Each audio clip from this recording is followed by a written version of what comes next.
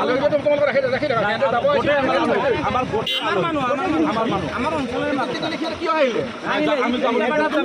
অসমৰ মাননীয় মুখ্যমন্ত্ৰীয়ে কৈছে মিয়া যদি উজনি অসমত যায় আমি নিৰাপত্তা দিব নোৱাৰিম। শৃংখল চলিয়াই গৈ আছে কাণত ধৰি উঠা বাহকৰ পিঠি ফালি দিয়ে মিয়াক। এই মিয়াক এতিয়া যে যাব তেখেতৰ মালিকে তেওঁলোকৰ মালিকে নিৰাপত্তা দিব নে নাই?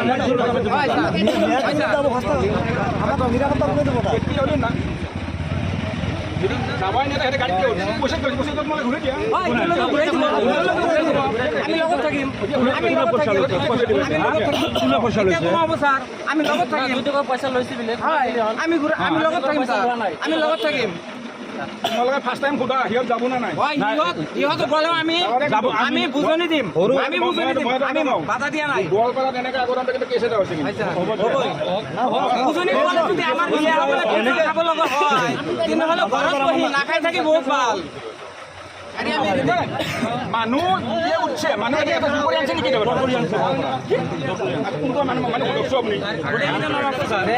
মালিক তাৰে স্থানীয় ডিচি বা তাৰে স্থানীয় থানাৰ পাৰ্মিশ্যন লৈ তেওঁলোকে লৈ যাই আছে। আমাৰ তাতে লিষ্ট দিছে আমাৰ তাতে লিষ্ট দিছে সেইটোৱে আমি চাম তেওঁলোকৰ পৰা আমাৰ তাতে লিষ্ট দিছে মানুহ দিছে আমাক লিষ্ট দি আছে।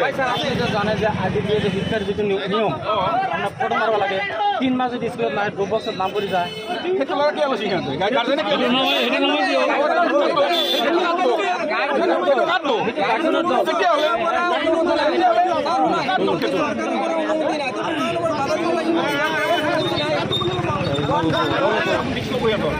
মাক দেউতাক তাতে যাব তুমি ৰিক্স ল'বা তুমি ৰিক্স ল'বা মোক লিখি দিয়া মই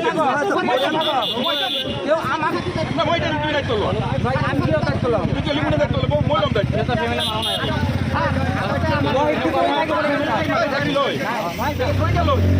নাজানে সেইটো লৈ গৈছে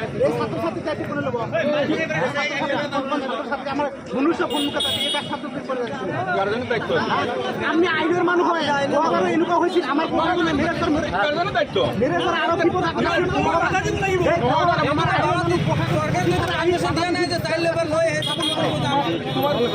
চাইল্ডক তুমি স্কুলত নপঠোৱা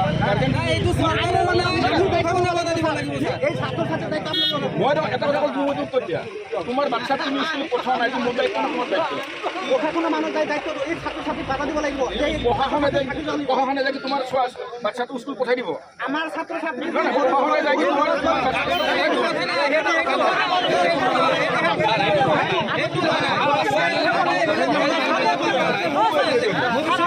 হৈ আছে